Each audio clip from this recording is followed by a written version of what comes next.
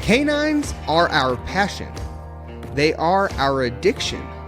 They are our way of life, right down to the very core. And without them, we would be lost. The canines of this world really are something to behold. They assist us at work. They accompany us at home. And they perform for us in the field. No matter where we go, they are by our side. Canines really are a ride or die, and for that, we are grateful. This podcast will showcase working canines of various breeds and disciplines as we search for those canines and their handlers who are always striving to be the best at what they do. Those who are always grinding. Those who are always pushing the limits. Those who are always dogging. Join us on our adventures as it is sure to be a wild ride. I'm your host, Bryce Matthews. And I'm your co-host, Stephen Basham. And this is Semper Doggin.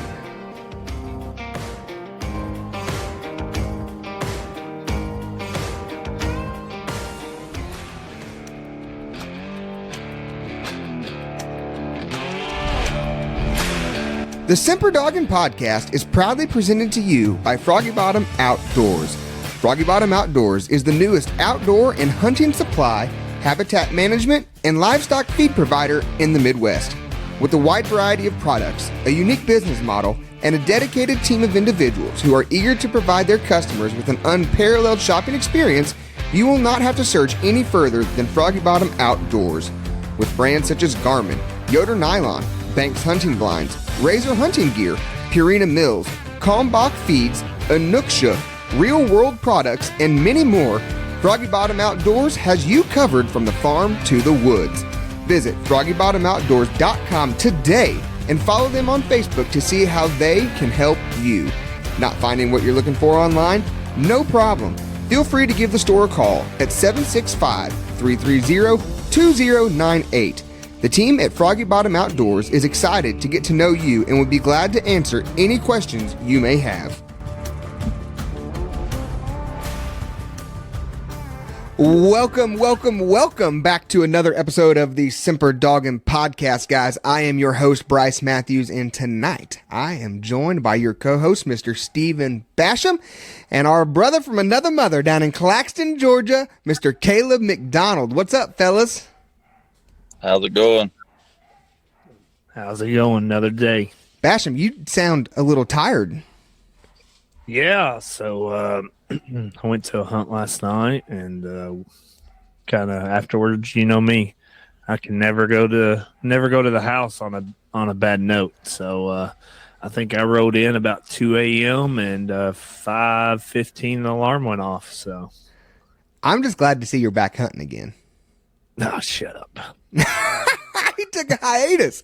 And Kaleb, I just got a hold of him. I said, hey, just so you know, I sent the link out for this podcast. And then he was like, oh man, I was going hunting. So we got him pulled over on the side of the road. He's in his truck. We're sitting here to record this podcast for you guys. So Kaleb, thank you for taking time to join us tonight, buddy. No problem, man. No problem. Well, guys, this is going to be fun and this is going to be interesting because Kaleb is unlike any other guest that Basham and I have had on the podcast before. Neither Basham nor I have met or spoke to Kaleb until right this very second. Kaleb is a guest who was referred to us from a previous guest that we had over at the Deep and Lonely podcast, Mr. Kevin Collins.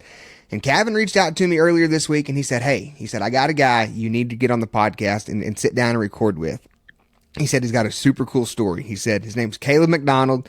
He said, just trust me, you need to record this guy. So I said, all right, I'm always in for it. And, Kevin hooked us up through text message real quick. He said, Bryce, Kaleb, Bryce, here it is. And I said, all right, down and dirty, you ready to record? He said, sure. And here we are. So this is raw. This is Semper Doggin. This is just another houndsman. So Kaleb, let's just start off, man. Give us all the basics because Basham and I, we don't know nothing. Tell us who you are, where you're from, and a little bit about what you do. I'm actually from Douglas, Georgia, not Claxton. But oh, that's right. See? But very south Georgia, just before the Florida line. Really, I'm only I can be in Florida in maybe a little over an hour. So we're way down here with the snakes and the gators and the turning loose when it's still 95 degrees during the summertime. That takes a special breed. Yeah, they don't feel like fun at all. No, we got bad woods, thick woods. I don't know. It's it really tests your will to hunt for sure. I guarantee it. I don't think I could do it. Sounds about like whenever I lived in North Carolina and you had to crawl to the dogs because the woods are so thick, that the briars are so thick, that I used to get in trouble in the Marine Corps because I'd have these cuts all over my arms and they thought that I was trying to self-mutilate myself. A good sharp machete is a must. You don't have a good sharp machete, you don't even need to leave the truck. Yeah. Man, I just don't like, when I go hunting in places like that, I like to take Basham with me because he's probably 1.5 times my size, and I just let him blaze a path, and then I just come in right behind him, you know. It works out well. I couldn't imagine, though, hunting somewhere where you've got to take a machete to cut your way through. And I know there's a couple guys that do that, especially down on that East Coast. My buddy Heath Hyatt, when he goes bear hunting down in the Carolinas, he says they'll get down there on them bears, and they literally have to cut their way into the dogs. Oh, yeah. I mean, I'm not exaggerating. It really is that rough. It's that bad. It's took me hours to go a couple of 100 yards before to get to a dog. I mean, obviously, we try to stay out of those places, but you know how that is. And you turn them loose, you never know where they're going to end up. So, absolutely. And so, have you grown up hunting? Like, is this something new to you? Like, just give us the background of how you grew up and your hunting background.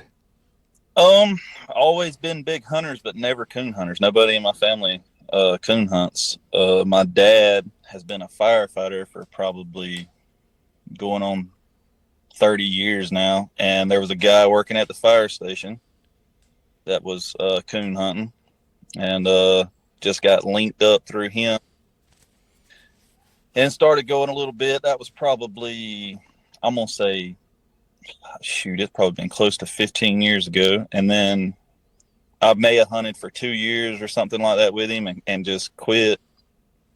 And life happened, graduated high school, and didn't hunt anymore. And then about 2 years ago, I picked it back up. So I've been hunting pretty hard for 2 years or so, something like that. Not very long.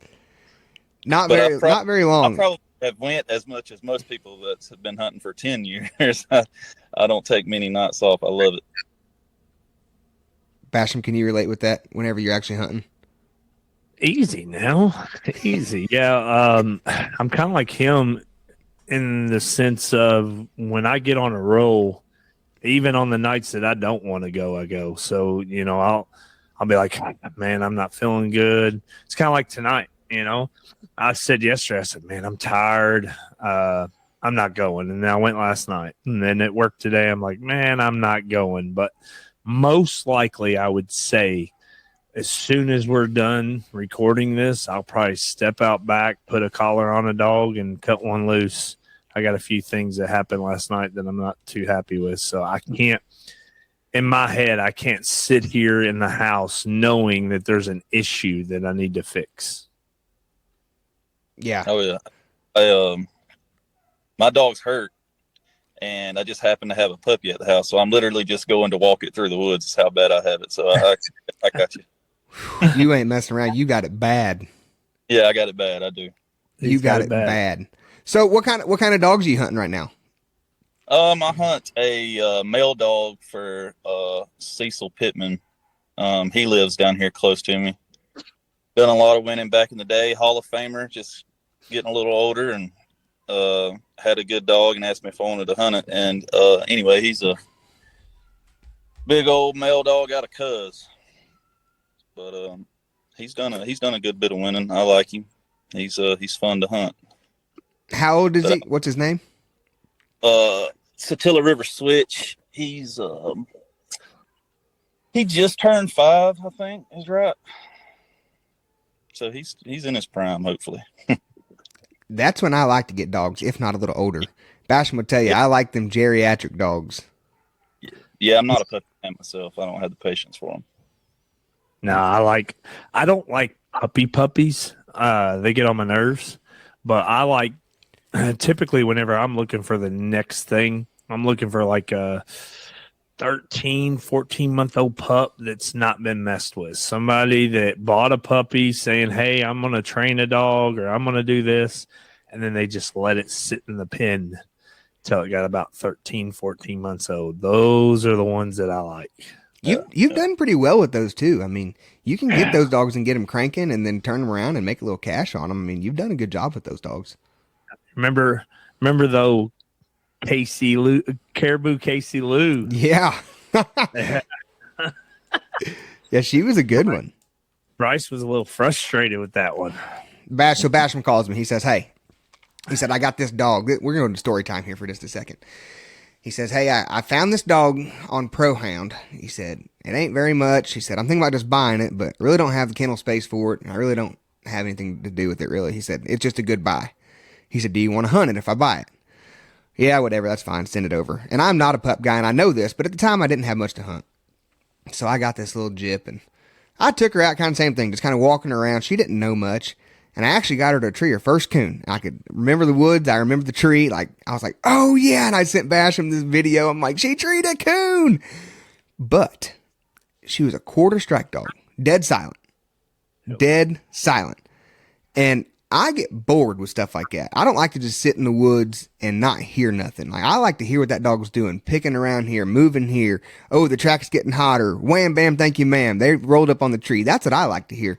And this dog was just tight mouthed. So I gave her back to Basham, and the rest is history on her. She turned out to be a nice little hound. He left out a couple very great details. So he calls me one night and he says, this dog has got to come back to your house. And I said, why? He said, man, I walked this dog into the woods, and before I can get to the side-by-side, she's already there. I forgot about that. Yep. He said, I grabbed the dog out from under the side-by-side, and I try to get her to go hunting. And I swear she beats me back to the side-by-side every single time. I honestly forgot about that. I didn't mean to leave that out of the story. I just forgot about it. Because she would do that a lot. And Basham takes her and he gets her going. He's like, hey, I got this dog cranking. I'm like, whatever. He's like, no, I'm for real. He's like, let's go hunting. I'm like, okay. So I'll never forget this night either. This was probably one of the nights that I was like almost, I don't want to say scared, but I was like, man, this is not going to end well for two guys walking around in the woods. We turned Casey loose, and what was that other dog that almost looked like a pit bull? A real short, stocky dog. It wasn't Bebo. No, you had another dog. Anyways, is this big male dog. He looked like a pit bull. I mean, just muscled up. And he had this puny mouth on him. And I was like, oh, gosh. And we turned these dogs loose, and Casey trees a coon. And I'm like, okay, did a good job. And this dog goes in and trees a coon. Well, here comes this thunderstorm rolling in. And when I say rolling, I mean lightning cracking around us. It's pouring rain. We're standing in the middle of a swamp. And I'm telling you, lightning is hitting around us. It ain't far. And I'm like high stepping it out of there, trying to get out of here. And here comes this Casey dog. She rolls up. And by God, when we got to her, she had a coon sitting there in the pouring rain, lightning, thunderstorm. I was like, hot dog, hot dog. Yep. I couldn't believe it. But anyways, that's a little bit on that story. So Kaleb, what made you get back into the coon hunting? So you're back into it for 2 years. So before that, were you sitting around and you're like, man, I'm bored. Like, I want to get back into hound hunting, or like walk us through that. Yeah, it's kind of funny that you asked that. Me and my dad were just talking about that. Even when I wasn't hunting, I always kept up with it. Was always checking out all the magazines, all that kind of stuff. And I just never had a dog again. And I don't know, man. I was just on. I can't even remember where I saw the little dog. I was Facebook or something maybe, and I saw a little pup, kind of like Basham was talking about. 13 or 14 months old that nobody had ever done anything with, and she was good looking, so I went and got her, and she didn't turn out but she got me back into it. So it was literally just as simple as I just was on Facebook one night and bought one, and then here we go. Hold on, I got one thing on that. Is it me? Am I the only one that you go onto Facebook? Facebook is the detriment to me, because you get on Facebook and someone's selling a dog and they know exactly which video to put on Facebook. Oh, It's that dog's up on that tree and just clicking them off, and they're saying, "Oh, this dog is green and she don't know much." And in the back of your mind, being a houndsman, what do you think? Man, if she'll rack them off like that, they must not know what they got. And then you just got suckered in. That is called marketing in 2024. Tell me it don't work. I don't know. On it. There's no doubt about that. That's right. That's say right. That again, Caleb. Do what now? I'm sorry. I said, say that again. You broke up. Oh, they definitely know how to get you. They draw you in for sure, and then you get it home, and you're like, no wonder. I got swindled into one of them deals in October. I got swindled. I've made it a personal vow to myself that thou shalt not ever buy another hound unless that person steps in the woods with it. I'm the same way. My dad's always been real skeptical about buying dogs on the internet, and I've always just like, well, let's just go buy this one. Let's go buy that one. So anyway, he finally stepped out, and we went and bought one probably a year ago or so. And I called around and kind of got mixed reviews on it, but she had won a ton of money, like state money that year, and actually won a state race and all this kind of stuff. And anyway, I went and bought her, and long story short, she didn't stick around very long. So yeah, he's through buying dogs on Facebook. He told me never again are we ever buying another dog off the internet. If he buys one, it'll be, we'll be in the woods with it when he buys it. That was that broke him from his internet buying. Yeah, I'm a one and done on that deal as well. I don't ever buy dogs. I've always, ever since I've been hunting, I've either hunted something that somebody else was done with, and that's kind of where I kind of got my love for them older dogs. Is people have put them up, and like the first dog that I can remember was Shane Smith. He's a sponsor of this podcast with Froggy Bottom Outdoors. I just lived a couple miles from him, and I didn't know him. I didn't know anything about him, but I drew him one night in a hunt, and I had this dog. She wasn't no count, but I wanted to go to a hunt, and he called me at the end of that. I don't know, about a day later, and he said, "Hey," he said, "I see your passion." He said, "I see what you are wanting to do. You just don't have the dog power to do it." He said, "I got this old female in the kennel." He said, "Her name's Shine." He said, "She's old, she's gray, but she'll tree coons, and she'll get you into these local hunts." I said, "Okay." He said, "Just come get her." He said, "But if anything ever happens, I get her back." I said, "Okay, no problem." And Shine is where I fell in love, I guess, with them older dogs. Like I said, she taught me how to coon hunt. Yeah, I don't know if you're ready for this yet, this part of the story, but that's like the exact way I kind of got, like, I got that dog and got to want to go to a hunt, and that's how I ran into the guy I hunt for. Was the first cast I ever even entered in PKC. Yeah, we're ready for it. Tell us the story. I mean, let's roll. We don't have a script here. We just roll.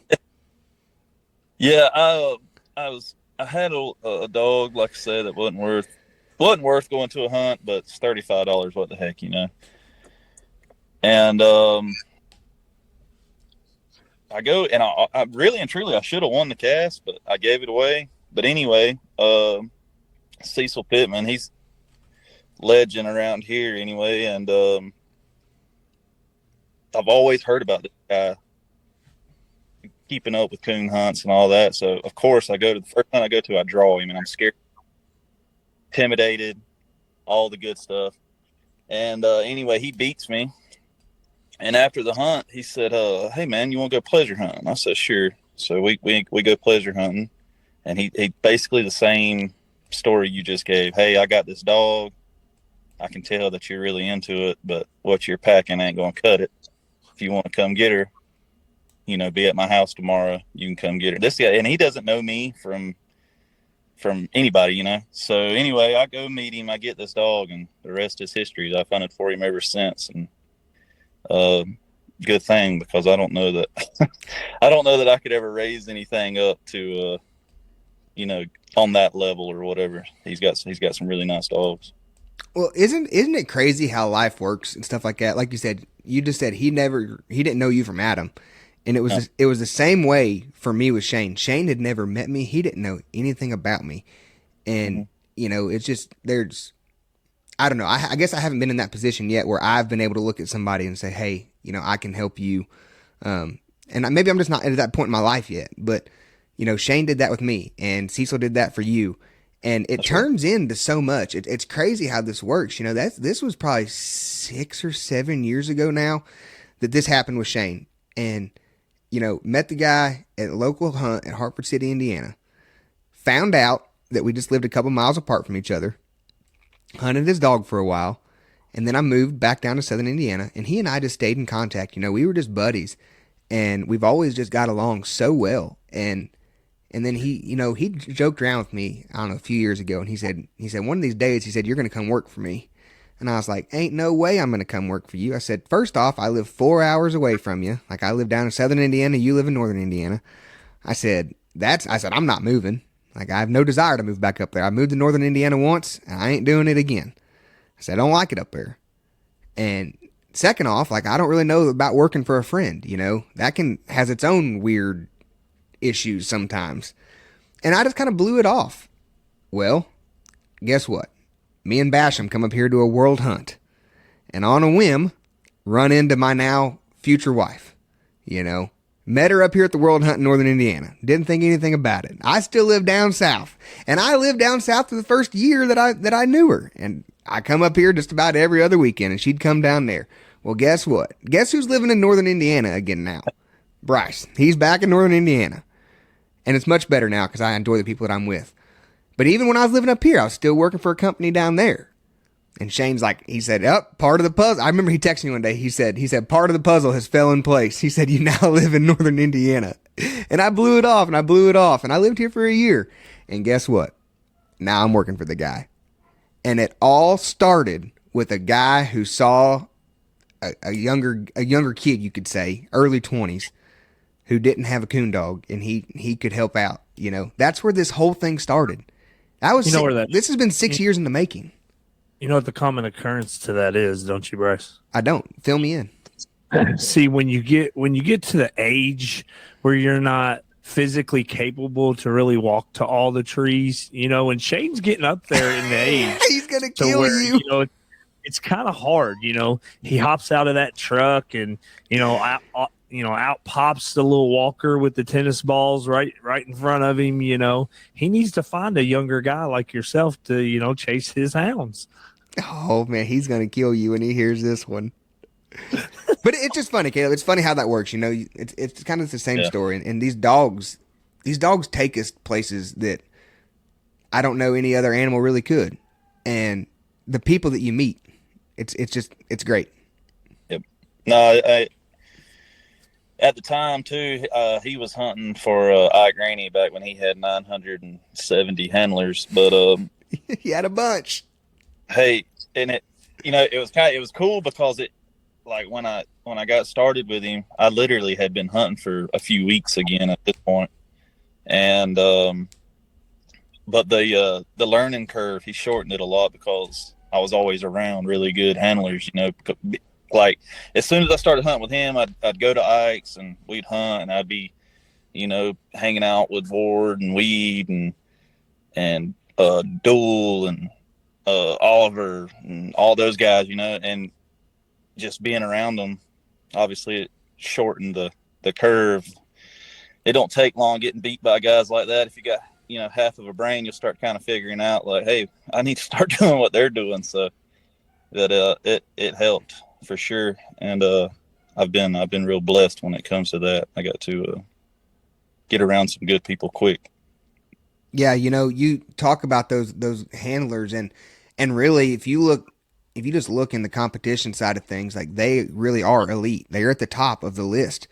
And if you added up all the money that those guys you just mentioned have won chasing the coon dog around, like, it's mind-boggling, And that's one thing that I do feel fortunate about is, Duel, he just lives, I don't know, 35, 40 minutes away from me up here. So he and I hunt together pretty regularly whenever he's not on the road.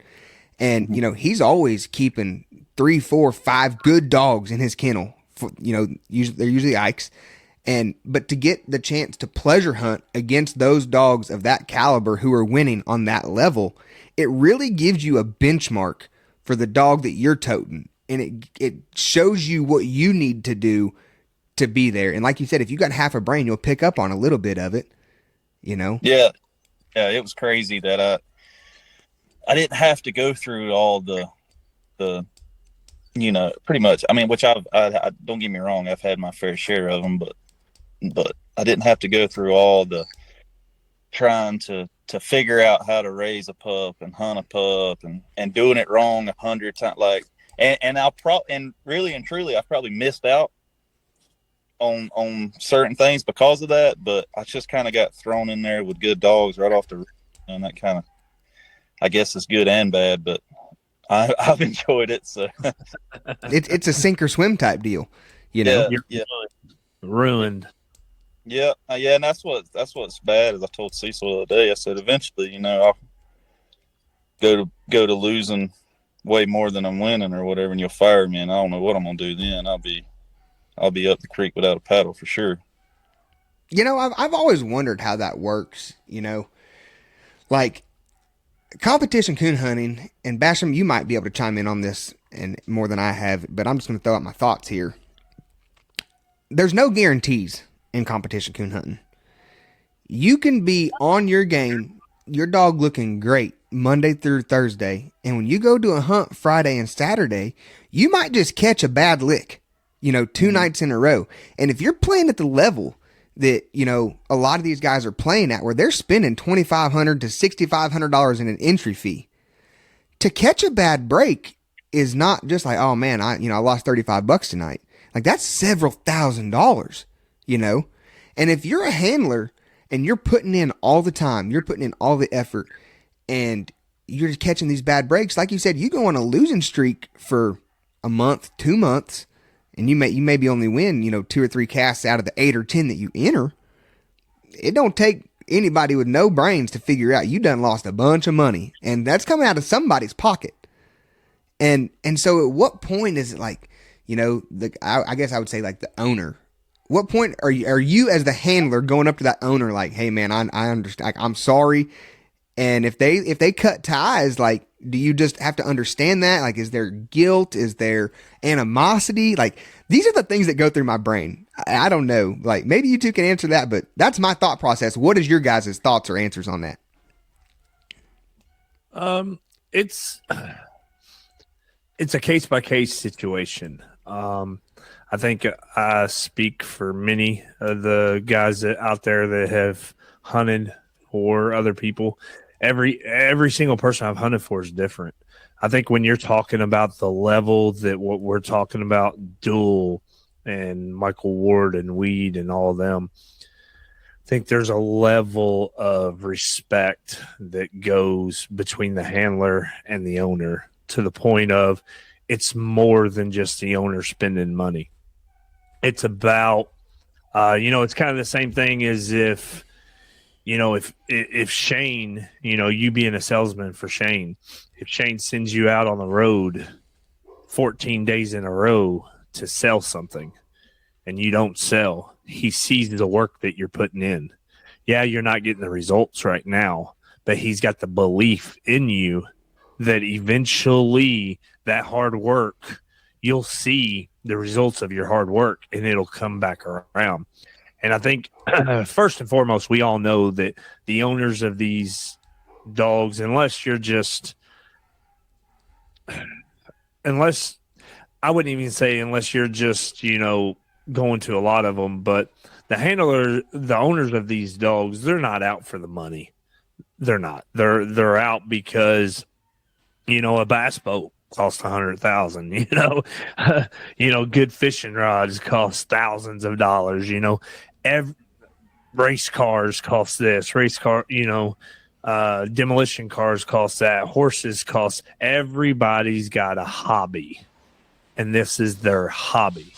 It's not about the money. I think you could talk to Strickland and Oxidine and Ike Rainey, and we could keep going down the list, Cole McVeigh, and I think they would tell you it's for the love of coon hunting. It's being in that winter circle, Yoder and the Burdens. I think you could talk to them and they would just say it's the love of the hunting, of being in that circle, of being the top of what you do.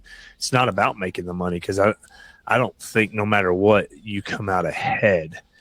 So jumping back to your point of when is enough, it's really the relationship between you and the owner. And it takes a special relationship to be able to say, hey, I know you're trying. It'll all come full circle, What do you think on that one, Kaleb? Yeah, I mean, in my short experience anyway, I'm lucky enough to be really good friends with the guy that owns my dog. So I think that it's added pressure in a way. Like I want to win more, almost more for him than I do me, if that makes sense. But at the same time, I know that, he trusts me or whatever. And it's not like I'm just out there, just throwing money away. He knows that I want to win. And when we get on a bad streak, I've never, not one time has he ever, acted like, oh, you're going to have to tighten up or anything like that. Of course, a lot, but I mean, sorry, I didn't mean to cut you off there. I hunt for another guy a little bit too around here. He's got a young dog that's really been making some noise, and same way with him. I just told him straight up, I was like, look, dude, if you ever, think, hey, look, I'm not performing or I'm not getting the results that you think we should be getting, just tell me and we'll figure something else out. But I've been lucky. Both of those guys have been really good. They don't ever really, never really question anything I do. And I tell them I want to go to a hunt and they say, go for it. So I've never really, but at the same time, I've been lucky enough to do a little bit of winning. So that makes it easier too. Yeah, it does. Like, do you ever feel pressure? You ever just feel like you have like some weight on your shoulders, especially like when you're hanging out with the group of guys you're hanging out with? I mean, man, if you're the new guy into that circle, I know me, like I can BS with the best of them, and I can put on a front and I can look, like nothing's bothering me, but deep down I'm like, man, I'm with the best of the best right now, and I need to be up at their level. Do you ever feel any pressure? Oh, absolutely. It's funny because we got a group of guys that all hunt around here, and we're all on this big Snapchat group, and I feel more pressure. I feel more pressure on there than I do anywhere else, just because it's like the ultimate trash talking. And but no, it's funny because like I'll talk to Brett Denny, lives down here close, Adam Campbell, and you'll talk to those guys on like, yeah, we just won 30,000 last night, or I've won 7,000 state money this month or whatever, and I'm like, Jesus, man, like like a five, like our cast around here, we were talking about the $35 hunts a minute ago. I don't know why South Georgia isn't known more for like a coon hunting mecca, because I'm telling you, these casts around here are ridiculous. It's like world every night around here. It's unreal. I mean, last night, the other guy I was telling you I was hunting for, Kyle Griffin, he hunts a little young dog named Ruby. I think he said they treed 4 or 5 coons on cast. I think he had like 450 and got beat in an hour hunt. I mean, it's just like, I don't know. The competition around here is crazy. So pressure from friends around here is, man, it's unreal. So that opened up another can of worms. Like, let's talk about, I guess, social media in coon hunting, because you kind of hit on it earlier. People have dogs for sale on social media all the time, but then you just brought up the number one, my favorite app of all time, Snapchat. And I tell you what, if there is a way to make a coon hunter feel guilty, wake up in the morning after a night that you did not go hunting and count all the stories that are on Snapchat of all those other guys that were hunting that night while you was sleeping. To me, I mean, it kills me because that's probably what 90% of my friends on Snapchat is coon hunters. And it's almost like an obligatory thing, you know, like you roll up to a tree and you take a snap and you just throw it on your story and you don't even have to put any words. It's just so everybody else sees that you're out putting in the time. Like, do you think that social media is playing a big part, like, I guess, in the, I don't know, mental state of coon hunting these days? Basham? Your buddy Kevin Collins, not to cut you. Like, dude, he makes you feel like such a terrible hunter because he's out every morning till daylight and then gets up and goes to work. I don't know how he does it like he does, but and that little dog he's got flat treason, man. Like, man, I don't know. He makes you feel like I don't know. He makes me feel like such a loser, just to be honest. He sends me snaps all the time. I'm like, oh, here we go again. I guess I really don't have that problem because I don't really do too much on the social media side of it. You know, I don't have Snapchat. So the closest I get to it is when I get a young dog and I'm starting to get it cranking. You'll know it. Because every night I'll post a video. Even if it's a bad video. Ask Bryce. Bryce asked me one day, he says, why do you go live so much? I said, have you ever noticed that when I put one up for sale, it ain't for sale very long? I said, that's because somebody's been following that little dog through the good nights, through the bad nights. I don't just post the good videos. I post the bad videos. And by the time I'm ready to sell that dog, somebody's already followed it for that long. And next thing you know, boom, it's gone.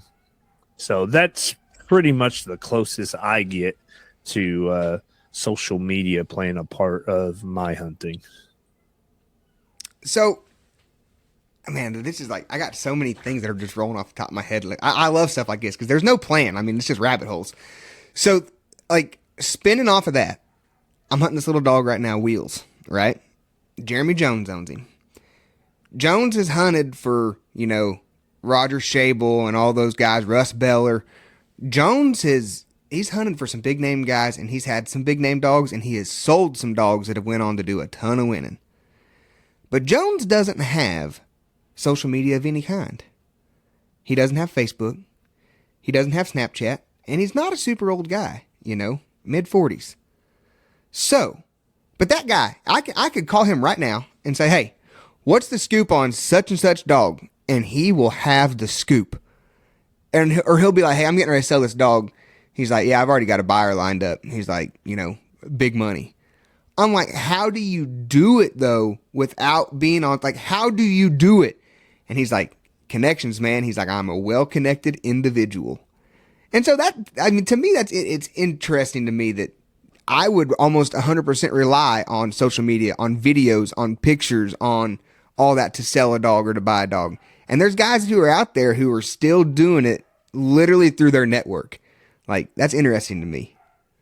Well, see, back before social media, Bryce, before you decided that you wanted to pick up coon hunting, honest and truly, where you bought and sold dogs was the forums, the UKC forum, and I'm going to tell you, I cannot even describe how many dogs back in the day that I have bought off a UKC forum for little to nothing and turn around and been like, yep, there's a little gold mine. There's a little gold mine. So if you haven't picked up, Kaleb, I'm a big, people like to flip cars and flip guns. I'm a dog flipper. I have found an addiction into buying a dog for $1,000, $1,200, and then doing a little bit of winning with it, and then finding a buyer. I mean, Duncan hit the spot, the one that brought me him, that is epic with me and Bryce. I mean, I bought him from Chad down in Louisiana for $1,200. And he went on to win some big things, and I still got him now. So, yeah, that's called the UKC Forum and the PKC Forum, but Pro Hound Forum. No, I'm the exact opposite. I hate to, if I get one I like, I hate to sell it. I like to hang on to them. Okay, so I'm glad that you said that, because me and Basham have had this talk a bunch, and so is Shane and I. So I'm the same way. I get attached to something. And I'm like, okay, I have put all this time, all this effort, sweat equity into a dog. And they're finally doing something that I like, you know, like I get attached. And so it's hard for me to move something. And sometimes I get blinders on and I see the dog, I guess maybe for what the general public doesn't see the dog, if that makes any sense. You know, they might be treeing a few easy coons and, you know, look, I don't know. Let's just take a started dog, you know, they could be 17, 18 months old, treed, a handful of coons, and you're like, okay, they're really moving good. And I think that switch is going to flip just 2 or 3 more weeks. And then I got Basham or I got Shane in my ear and they're like, dude, that pup ain't where it needs to be. Like, move on to the next one. And I'm like, but it's so close. And I will almost find myself as an advocate going to bat for this dog as to why that thing should stay in my kennel and why somebody else should not own it, because I'm sitting on this little gold mine in my head. And sometimes it just, I don't know, every once in a while the switch will flip and I'm like, okay, yeah, I'm done. But what was the male dog that really happened on? Do what? What was that male pup? Oh, Mr. Weatherman. Yes. Yeah, I had this dog, Mr. Weatherman. And so I think the reason that I was stuck on Mr., I called him Mr. And we'll go back into story time. And guys, I hope this isn't, you know, just Bryce Basham story time here. Kaleb, I want you to think of a good story here and give us one of your best stories in your most recent 2 years. So be thinking on that. But I'm going to tell a little story on Mr. Weatherman. So Mr. is out of the old rebel dog that I hunted for Rocky Peace. And Rocky, he lives in... Do what, Basham? I said, you're welcome. Yeah, Basham hooked me up on that one. And Rebel was an older dog whenever I got him. And I called Rocky, and Rocky said, hey, he said, I don't mind sending you this dog. And I'd never met Rocky. I did not know him. He said, I don't mind seeing this dog. He said, but I want you to know. He said, this dog is my pride and joy. He said, I've had this dog for years. He said, he's been good to me. He's been good to my family. He said, I want you to treat him the same way. He's just getting up there in age. He said, and you know, he had a younger dog that he was working on at the time. And I said, that's fine. I said, I like them older dogs anyways. And I got Rebel. I think he was 8 years old whenever I got him. And to this day, Rebel is my measuring stick. He's the best dog I've ever had. And, you know, I was hunting him one night down to the local hunt in Princeton, and he was going across an old train trestle. It's back in the middle of the woods, just an old wooden train trestle, and he fell through that trestle, and he jacked up his back real bad. That dog never come back to me. He never come back. And he come limping down the road, and I could tell something wasn't right. And I was like, daggone. Next morning, I go out there, and he just couldn't hardly walk. You know, I told Rocky, I said, something's wrong. And I said, I couldn't figure it out. And I went back and I figured out that's what happened. He fell through that train trestle, fell about 15 foot, and he jacked up his back. So I ended up sending him back to Rocky where he lived out his days, you know, but I was very thankful for that. And they bred him to a coma female. And that's where I got Mr. from. Long way around this story. That's where I got Mr. from. And I was so attached to that dog because Mr. looked just like Rebel. Mr. sounded just like Rebel. He was his clone. And I was dead set and determined that this dog was going to be the next dog that I was going to push. Not just because I liked the dog, but I was like, man, like if I could find a way to get this dog on the big stage, it's almost like paying homage to Rebel. It's almost a way of saying thank you to Rocky. You know, I was hooked on this dog. I was set. And he just didn't work out, you know. And it took me a long time to come to realize that, but that's just one of my stories. What are you laughing at, Basham? I said worthless. He was a nice show dog. He had several wins in the show. Nikki would take him to the shows, and God, he'd win everything she put him in. I mean, he was a looker now, but as far as the coon training, he wasn't up to snuff. But Kaleb, tell us one of your favorite stories. Oh man, I don't know. I was talking with some people earlier about having to do a podcast. I said, man, I hadn't done this long enough to have any cool things to talk about. I don't know, man. Just every night that we hunt down here, something crazy happens between alligators and snakes, and a lot of ours are more bloopers than anything. Plenty of those. Bloopers make for good stories, though. Oh man, I don't. Man, it would be hard to even put a finger on one. I don't know. I'm drawing a blank. I'll fill in. I'll pick up your slack because this literally happened last week. So my boy and I are hunting. We go back down to southern Indiana. Oh gosh, I'm killing myself just thinking about this. And it had just rained. It rained hard. Wheels got treed. We pulled down this gravel road, and Wheels ain't but 50 yards off the road. And it looked like there was some water on the side of the road, and it literally just looked like a puddle. I mean, it wasn't crazy. It just kind of looked like the water was level with the road. And Colton, he stepped off into that. What we both, and I was right behind him. I mean, I was getting ready to follow in his footsteps. We stepped into what I thought was like 4, 5, 6 inches of water. Nope. Right up to his waist, buddy. It was a full-blown ditch, and I was like half a step behind him. I was getting ready to be in the same boat. But those are things that I think of that, I don't know, they just make, like I said, little bloopers. They make good stories. Oh, no, there's been many a nights. Not too long ago, actually, tried to cross a log in the middle of a cast. Late round, actually, for a world qualifier event's what it was. And, but I don't know, I made it about 3 feet out onto that log before I fell off into 12-foot deep water, probably. Running water at that. So by the time I made it back to land, I had been swept probably 20 yards down the creek. Looked like an idiot in front of everybody and all that good stuff. Kind of embarrassing, but I did win, so I made it better. But always makes it better. Yeah, better. But yeah. So Kaleb, you've kind of heard us ramble on and tell stories about training young dogs, and you hear Bryce's stories about, his measuring stick. And obviously you jumped into this in a very opportune situation. You jumped right into it, hunting for a guy that already knew what a good dog was. Talk to us a little bit about your measuring stick. Is it the dog you're hunting now? What exactly has this dog taught you, that makes him your measuring stick?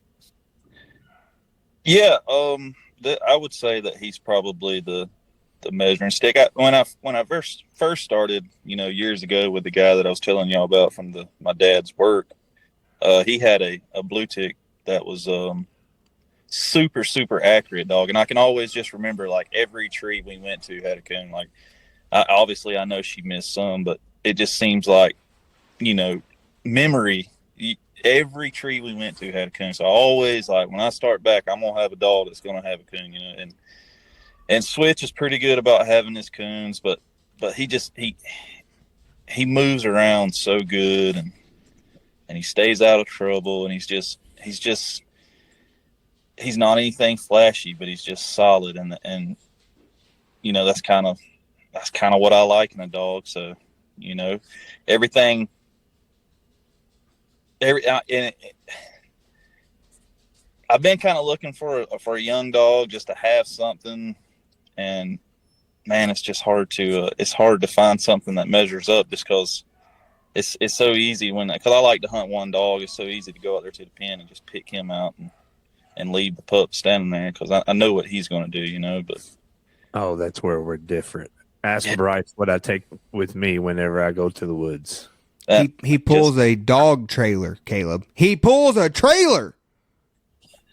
No, I'm a one dog man. I like Bryce was talking about earlier too. I get attached to it. I'm not gonna lie, and hey, me and Switch, we're buddies, man. It's just he's actually. I took him to a hunt last night, and he hurt his leg, so I'm reeling right now. I don't know what to do. I don't have a dog to hunt. And like I said, I got a puppy in the back of the truck, and literally just going to walk it through the woods.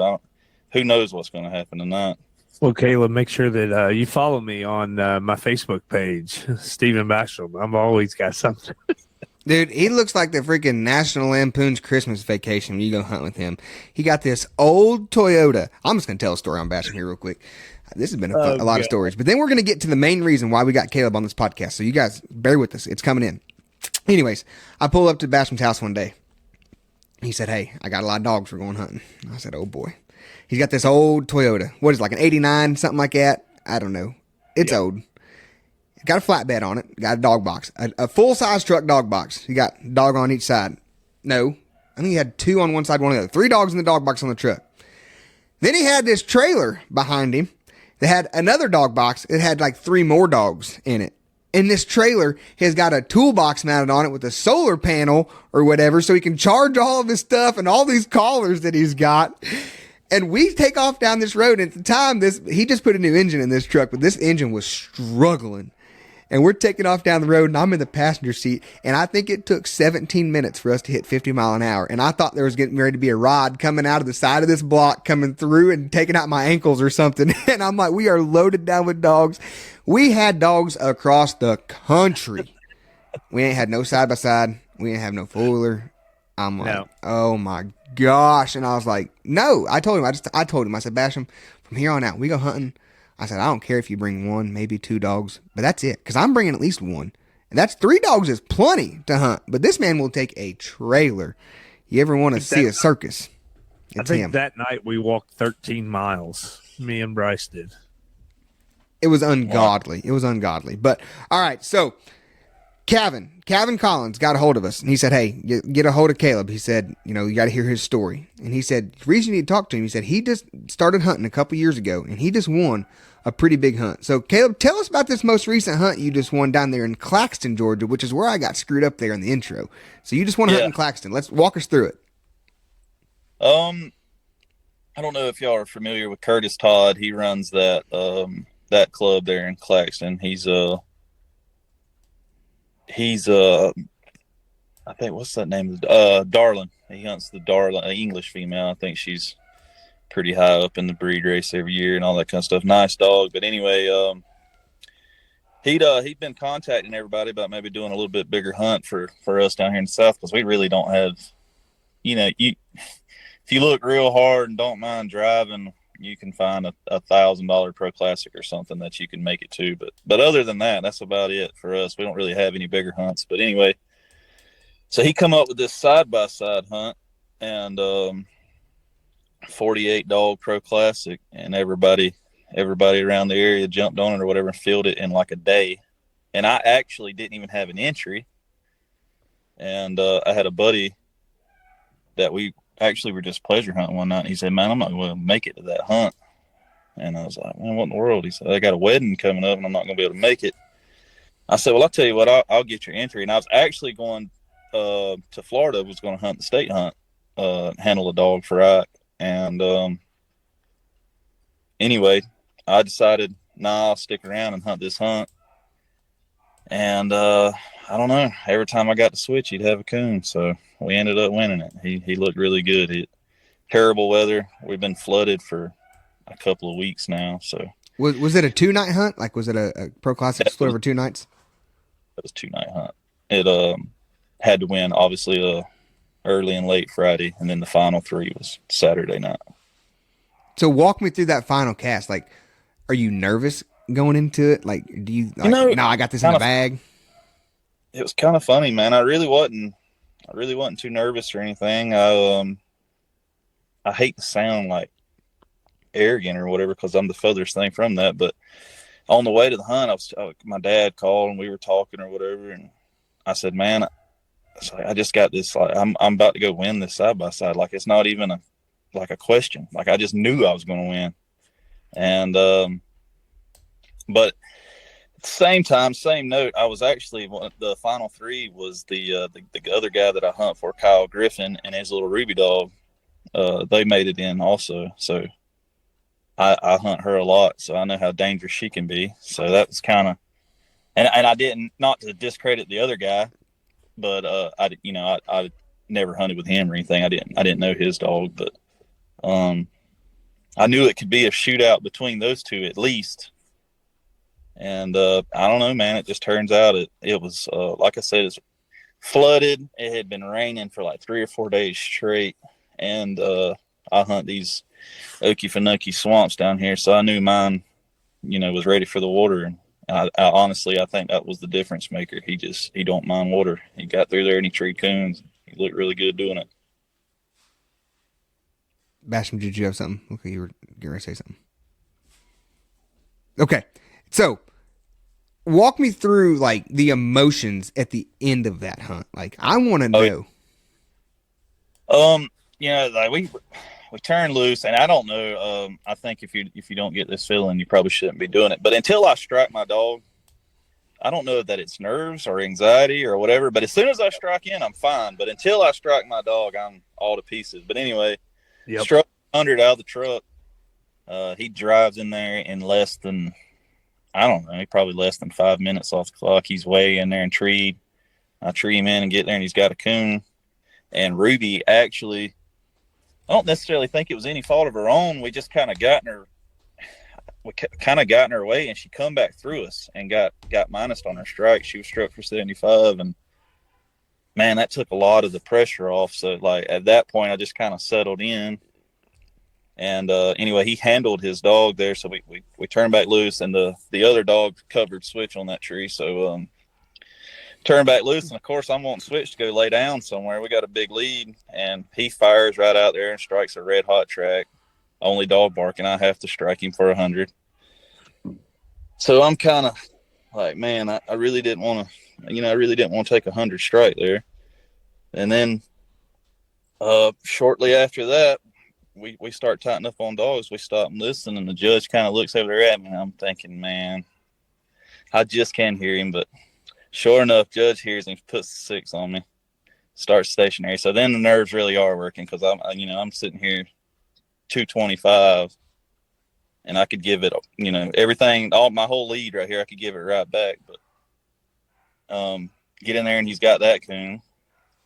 So that, I think we had like 20 minutes left, but that, put me at 450, and closest dog to me had like 25 minus or something like that. So at that point, pretty much all the nerves were gone. It was just kind of, holy crap, we won, Yeah. So like, how does that work? Do you get the side by side that night? Like, do you trailer it home? Like, how does that work? I want to know the process. Curtis is the one that kind of set all that up, right? He handled the hunt, he handled the getting the side by side and all that. Well, his wife has a baby Thursday night, so he's not there. So anyway, his buddy or whatever is running the hunt, and I win, and they're like, "Hey man, we'll find a trailer, we'll load it up, and you just bring the trailer back." And I'm kind of sitting there thinking, like, man, like I'm gonna have to pay like sales tax and stuff on this thing, and or something. And they were kind of like, "Oh yeah, I forgot about that." So anyway, luckily we're in the into some farming and stuff, so I got gate card, took care of the sales tax. So only thing I got in that side by side is a $350 entry fee, so it was a pretty good deal. That is awesome. Have you been hunting off of it? Yeah, what's funny is I took it home, and I took it hunting one night, took it back home, and my wife and little boy have been on it ever since. So no, I hadn't got to hunt off of it much. It's not yours anymore. No, it's not mine. But I mean, luckily we have another one, which I say that is tore up right now from all these rough woods and all that. But I'll get it fixed. I'll just keep hunting off the old one. Let them have the new one, I guess. Man, the side by sides, they're a game changer in the right area. So when I lived in Southern Indiana, I had my side by side, and I loved it. I hunted off of it religiously. I mean, it was like the best tool I had in my toolbox. You could just do so much work. You could train dogs. You could get to pups. You could save. I mean, everybody's knees only have so many cycles. I don't know if everybody knows that, but that's what I say all the time. These knees only got so many cycles, and that side by side, it really saves those things. They're great, but like up here where I live now, I just don't have nowhere to hardly ride it. So it sits in the barn more than anything, because everything up here is state ground, and you can't ride them on state ground. There's no gravel roads or nothing. It's all paved roads up here. So if you're trying to get to a woods, it's just tearing the daylights out of the tires. You're going through tires like crazy. It's just, I don't know. Up here, it's not as big of a tool as it was down home. So I've been trying to sell mine for a while, and then I'm like, man, like if somebody really does buy it, now I'm gonna be like a little upset, because like I use it for just little piddly stuff sometimes, but I just can't hardly justify it up here anymore. So in the right area, man, those things they're fantastic. You can't beat them. Yeah, I like four-wheeler where I hunt at, I like my four wheeler. I can put a one dog, yes, a one dog box on the back of the four wheeler, and I can get around the woods a whole lot better. Yeah. What were you saying, Kaleb? It's kind of that way here. I mean, you can hunt off of it, but our woods are so bad. I mean, you're gonna have to walk. You can't really drive it through the woods or anything. But no, that's why I love to hit those hunts up north, man. Y'all don't know how blessed y'all are. Yeah. What was the name of that? Was that the PKC Rattlesnake Roundup? Was that what that was? Yep. Awesome. I think that's what they named it. But Rattlesnake Roundup. Well, so how many rattlesnakes did y'all round up? It's funny. Quick story about where that gets its name from. Down here, Rattlesnake Roundup used to be like this huge thing. You would hunt them all winter long, and they would go around digging up gopher holes and dig these rattlesnakes up, and people would literally have hundreds of them, and they would take them to these roundups and sell them. And that's where that hunt is kind of like, it's in the middle of the whole festival or whatever where they used to do that. But now, of course, with the animal rights and all that kind of stuff, they don't do that anymore. But yeah, it was that used to be a big thing around here, rattlesnake hunting. have you ever ate rattlesnake? I legitimately, I heard it's good. Yeah. I've heard the same thing, but no, I'm not eating a snake. I'm not a huge snake fan. I'm around them a lot just because, we eat up with cottonmouths down here where I hunt. They're around every stump. There's a cottonmouth on it, but no, I'm not a big snake guy. No, sir. I'm not eating a snake. Sounds about like Jason Daughtry when he talks about snakes. All right, guys. Well, this has been fun. I don't want to keep you guys too much longer. I know you're both going hunting. I am not going to hunt tonight. I'm going to go tomorrow night. I got a couple things I got to take care of here. So, best luck to you guys in the woods. Basham, Kaleb, either of you guys got anything else you want to close out with? Hey, just congratulations, bub. Know that you're new to this. Like I said, you kind of jumped head first into it. And biggest thing I can say is just remember the good times when the bad times come, because they will come. And remember why you do it. You're going to have lulls. You're going to have times where you're like, why do I do this? And as houndsmen, I think we all hit that wall, and it's doing exactly what you're doing right now. You've got such a love for it that the old dogs hurt, and here you go walking the pup through the woods. Just remember that. Always stay tuned to that, and there's just something about snapping that lead and turning that dog loose.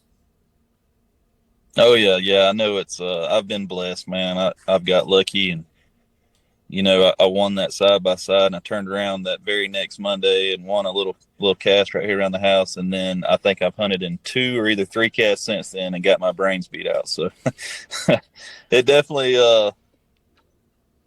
not automatic, unfortunately. But yeah, it don't take long in this game to realize you better learn to lose. That's just part of it. Especially around here, man. I'm telling you, we got some really tough competition around here. Not a lot of them travel, so they kind of go under the radar, but there's some really nice dogs around here. Hey, I know how you feel about that. I mean, look where I live at, right there in Evansville. I mean, just south, you got the Burdens and you got Daughtry, and, you got Blitz with Rex Robinson Jr., which if you've never hunted with him, coon dog, you've got Mike Gilbert and all his dogs. You got Logan Ray's close. I mean, it's just dog after dog. And then you got the Shable dogs to the west with Brandon Kosselman and all them. Hey, you got Driveline pups right there in your area too. That's the Driveline Mecca. Yeah, you got Driveline right there at Junction. I mean, it just never stops. I mean, it's always something. So, I mean, you can go to a $30 hunt and draw a world champion, in legs, and it's just every cast you go to is. It's exciting and it's challenging all at the same time. And a quick shout out, just because of where you're from, you're down there with a guy that I have the utmost respect. Great man, Mr. Adam Campbell. Awesome individual. Yeah, Adam's only like probably 45 minutes west of me. So yeah, good guy, really good guy. I like Adam a lot. Yeah, you don't get no better guy than Adam. All right, guys. Well, we're going to wrap it up here. Guys, thank you so much for joining us tonight. Basham, Kaleb, it's been fun. Listeners, thank you for sticking around with us. I hope you guys are enjoying the Semper Doggin podcast. Basham and I are having a lot of fun getting to meet new people like Kaleb. Like I said, this is the first time we've ever met each other. Didn't know him from Adam, but through another friend, Kevin, we were able to sit down and bring you guys this podcast. So thank you to Kevin Collins. Thanks again, Kaleb, for joining us. If you guys are interested in any Semper Doggin hats or shirts, Basham and I still got plenty of those. Reach out to us. We'll get you guys hooked up. Make sure to support our sponsors. Those are people who are supporting you. Froggy Bottom Outdoors, Never Satisfied Offroad, Shane Smith and Joey Goforth, two of the best guys in the game right now. So make sure if you guys need any hunting supplies, see Froggy Bottom Outdoors. If you need anything, Kaleb, if you ever need any parts for your side-by-side, Never Satisfied Offroad, Joey Goforth will hook you up. Guys, he got all your side-by-side and four-wheeler parts and accessories, so check him out. Make sure you're following us on all of our social medias. I know it sounds a little repetitive, but it really does make this podcast grow. It gets the name out there, and it allows us to bring you guys what you want to hear. So we're on social medias, on Facebook, we're on Instagram, YouTube, we're even on LinkedIn. So Semper Doggin is everywhere. We're just really enjoying this. We're having a good time doing it. And the Doggin Tuesdays, every other Tuesday, live on the Semper Doggin Podcast Facebook group. That's where you guys can see the raw, unedited, uncut, behind-the-scene versions of this podcast where Basham and I really get to cut up and interact with you guys. So thank you guys for joining us. Thanks for tuning in. Basham, Kaleb, once again, thank you. Tonight has been fun. So if you guys don't have anything else, we're going to sign off out of here. No, have a good one. Have a good night hunting, Kaleb. And until next time, I'll see you later. See you guys.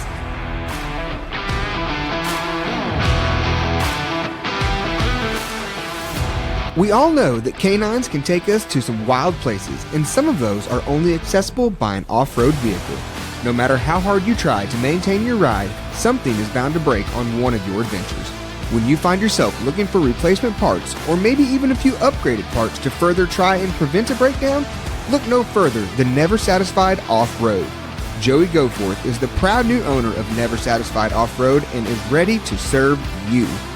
Performance accessories such as lift kits, portals, tires, and more can all be found at Never Satisfied Off-Road. Located in Covington, Tennessee, the team at Never Satisfied Off-Road is ready to ship parts and accessories for your ride anywhere in the country. As their new website is currently being built, be sure to follow them on Facebook at Never Satisfied Off-Road 23 to keep up to date on the hottest items and sales. Give them a call at 731-693-9921 to place your order and get your ride ready to follow your canine wherever they may take you. Are you ready for the best part though? Mention that you heard this ad on the Semper Doggin podcast and you will receive a Semper Doggin approved listener discount.